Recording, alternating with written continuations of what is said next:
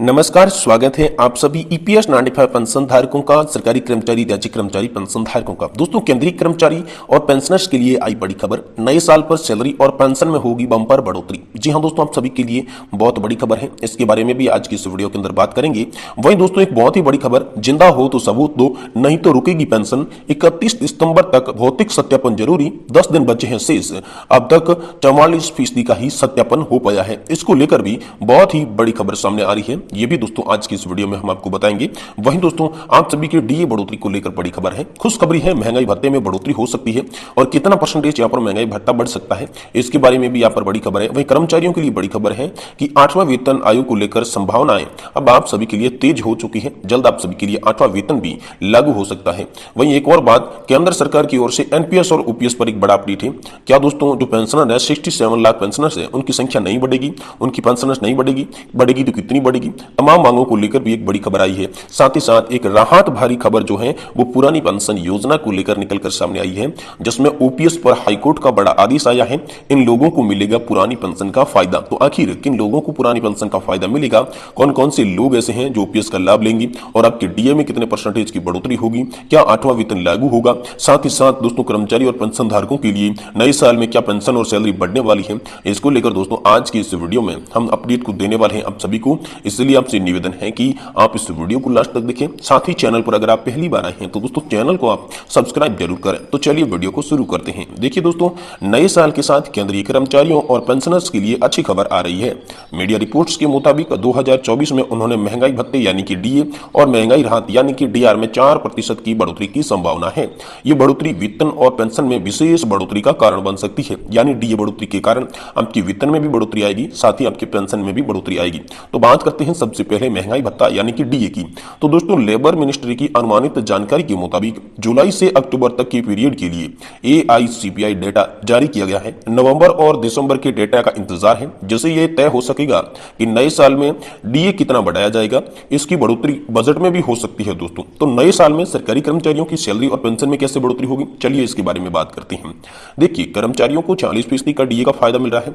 ये जुलाई से दिसंबर 2023 तक लागू किया गया है। नवंबर और दिसंबर के आंकड़े के बाद यह तय होगा कि 2024 में और कितना डीए बढ़ेगा। दोस्तों, नए साल में डीए 50% तक पहुंच सकता है। ये बातें भी सामने आ रही है। दरअसल एआईसीपीआई इंडेक्स के अक्टूबर के आंकड़ों में बढ़ोतरी के बाद डीए स्कोर 49 के करीब पहुंच गया है। नए साल में 4 या फिर 5% तक बढ़ोतरी हो सकती है। अगर नवंबर और दिसंबर के आंकड़ों में बढ़ोतरी होती है तो कर्मचारियों को बढ़ी हुई सैलरी और बढ़ी हुई पेंशन मिलेगी। बजट सत्र में इस पर तय हो सकता है और इसका जो फायदा है वो 48 लाख केंद्र के जो कर्मचारी है और 68 लाख जो पेंशन भोगी है, इनको मिल सकता है। ऐसी बड़ी खबर निकलकर आप सभी के लिए सामने आ रही है।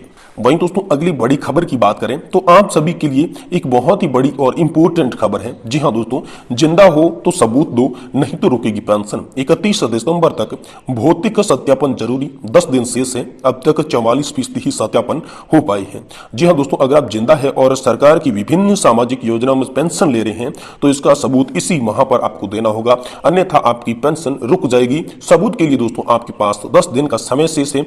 जिंदा होने की जानकारी के लिए सरकार के लिए एक और मौका, भौतिक सत्यापन की अवधि 1 महीना बढ़ा दी है। यानी कि पहले आपको नवंबर तक ये जो भौतिक सत्यापन होता था, आपका लाइफ सर्टिफिकेट का काम होता था, ये करने के आदेश थे, लेकिन 1 महीने की राशि अब और बढ़ा दी गई है। 1 महीने का समय दिया है। यानी अब दोस्तों 31 दिसंबर तक भौतिक सत्यापन हो रहा है। पहले ये तिथि 30 नवंबर थी। यहां पर दोस्तों जो आप सभी के लिए एक बड़ी खुशखबरी की बात कही या राहत की खबर यह है कि आप सभी का अब दिसंबर एंड से पहले अगर भौतिक सत्यापन नहीं हुआ तो आपकी पेंशन रुक सकती है। ऐसा सरकार ने यहाँ पर आदेश दे दिया है आप सभी के लिए। वहीं दोस्तों, अगली बड़ी खबर की बात करें तो दोस्तों, ओपीएस पर हाईकोर्ट का बड़ा आदेश आया है। इन लोगों को मिलेगा पुरानी पेंशन योजना का फायदा। तो आखिर कौन से हाईकोर्ट का फायदा है और क्या दोस्तों आप सभी को ओपीएस का फायदा मिलेगा कि नहीं मिलेगा, इसके बारे में बड़ी अपडेट यहाँ पर आप सभी के लिए इलाहाबाद हाईकोर्ट से निकलकर आ चुकी है। जी हाँ दोस्तों, इलाहाबाद हाईकोर्ट ने विज्ञापन संख्या 1/2002 के तहत नई पेंशन स्कीम लागू होने के बाद नियुक्त अध्यापक याचिकाओं को पुरानी पेंशन योजना का लाभ देने का आदेश दे दिया है। जी हां दोस्तों, कोर्ट ने फैसला दिया कि नई पेंशन योजना लागू होने से पहले विज्ञापन से चुने गए सहायक शिक्षकों को पुरानी पेंशन मिलेगी। साथ ही कोर्ट ने सरकार का दावा मानने से भी इनकार कर दिया कि सहायक शिक्षक नई पेंशन स्कीम के बाद नियुक्त किए गए थे, इसलिए वे नई स्कीम में होंगे।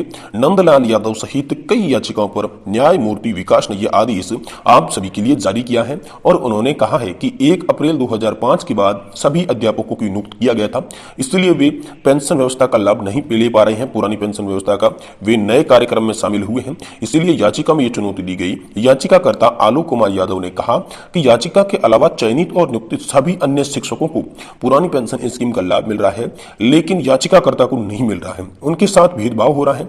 याचिका को विभाग की गलती से ज्वाइन करवाया गया है, इसलिए अन्य चयनित शिक्षकों को यहाँ पर शिक्षकों को अध्यापकों को नियुक्ति की नई पेंशन से लागू पहले किया गया था। और उनका दावा है कि दोस्तों 2002 में सहायक अध्यापकों की भर्ती की सूचना आई थी और 29 नवंबर 2004 को इंटरव्यू हुआ था। 24 दिसंबर 2004 को परिणाम घोषित किए गए थे और घोषित परिणामों के आधार पर अधिकांश शिक्षकों को नियुक्ति पत्र देकर नौकरी भी मिली थी। दोस्तों कॉलेज मैनेजमेंट में याचिकाओं को स्वीकार नहीं किया, बाद में बोर्ड के दबाव में यहाँ पर जो बोर्ड का दबाव था दूसरे कॉलेज में शामिल हो गए। नई पेंशन योजना का लाभ होने के बाद याचिका को नियुक्ति और ज्वाइनिंग हुई, उन्हें पुरानी पेंशन का लाभ देने के लिए इनकार कर दिया गया क्योंकि वे नई पेंशन योजना से आच्छादित थे। कोर्ट ने भी इसे गलत ठहरा दिया, यानी कोर्ट ने यह कहा कि जो भी यहाँ पर जो 2002 में सहायक पदों की भर्ती निकली थी शिक्षकों की, वो अब ओपीएस के लिए आएंगे, चाहे उनकी भर्ती 4 में हुई हो या 5 में हुई हो, लेकिन विज्ञापन जो था वो पुरानी पेंशन योजना में ही था, नई पेंशन योजना आने के पहले था, इसलिए वह पुरानी पेंशन योजना के हकदार माने जाएंगे। और इलाहाबाद हाईकोर्ट ने बड़ा फैसला सुनाया कि उन्हें पुरानी पेंशन योजना का लाभ मिलेगा।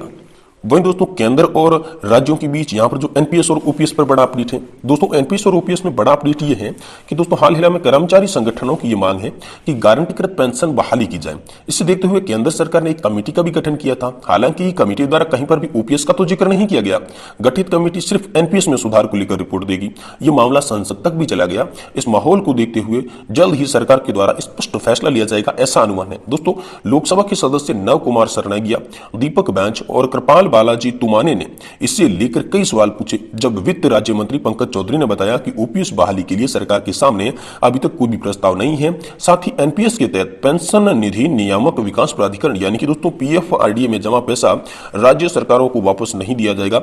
वर्तमान समय में जो पेंशन भोगी हैं दोस्तों 68 लाख के करीब पेंशन भोगियों की यहाँ पर संख्या हो जाती है। इसको लेकर यहाँ पर लोकसभा के अंदर भी बहुत सारे सवाल पूछे गए, जिनमें दोस्तों देश में पेंशन भोगियों की संख्या कितनी है, क्या पुरानी पेंशन बहाली को लेकर सरकार विचार करेगी, ओपीएस के क्रियान्वयन में निलंबन क्यों हो रहा है, कितने राज्य हैं जिन्होंने कर्मचारियों को दोबारा ओपीएस दी है, क्या ऐसे राज्य जिन्होंने अपने कर्मचारियों को ओपीएस शुरू करने के लिए कर्मचारियों से एनपीएस वापस फंड का मांग किया है, और छत्तीसगढ़ द्वारा जमा की गई राशि उसके ब्याज सहित मांगी गई उसका क्या ब्यौरा है, इसकी सरकार इसमें क्या कार्रवाई कर रही है, और ओपीएस को दोबारा शुरू करने के लिए सरकार के द्वारा एनपीएस का धन वापस करने के लिए क्या निर्णय लिया गया है। ये तो तमाम सवाल थे, ये ओपीएस को लेकर लोकसभा के अंदर पूछे गए। तो इस पर मंत्री क्या बोले, ओपीएस की बहाली को लेकर मंत्री ने क्या जवाब दिया। दोस्तों वित्त मंत्रालय में राज्य मंत्री पंकज चौधरी ने बताया कि केंद्रीय कर्मचारियों के लिए ओल्ड पेंशन स्कीम बहाली को लेकर सरकार के लिए विचाराधीन कोई भी प्रस्ताव नहीं है। वित्त सचिव की अध्यक्षता में एक कमेटी का गठन किया गया है।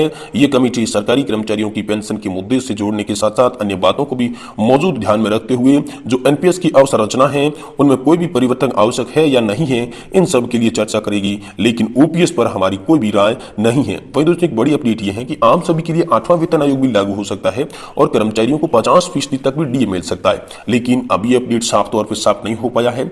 अगर आपको 50% डीए मिलेगा तो दोस्तों नया वेतन आयोग भी लागू करना पड़ेगा। इसे देखते हुए सरकार लगातार इससे आनाकानी कर रही है। इसके बारे में जैसे कोई बड़ी खबर होगी और पेंशन से जुड़ी जैसे कोई बड़ी खबर होगी हम आपको इसी चैनल के माध्यम से तुरंत देने की कोशिश करेंगे। इसलिए आपसे निवेदन रहेगा कि आप इस चैनल को सब्सक्राइब कर लें, साथ ही वीडियो को लाइक करके अपने पेंशन धारक मित्रों के साथ शेयर करें, ताकि समय समय पर आप सभी को पेंशन से जुड़ी हर बड़ी खबर सबसे पहले अविलंब देखने को मिल सके। तो दोस्तों आज की वीडियो देखने के लिए आप सभी पेंशन धारक मित्रों का दोस्तों का बहुत बहुत धन्यवाद। चलिए मिलते हैं फिर से किसी बड़े अपडेट में आने वाली नेक्स्ट वीडियो के साथ।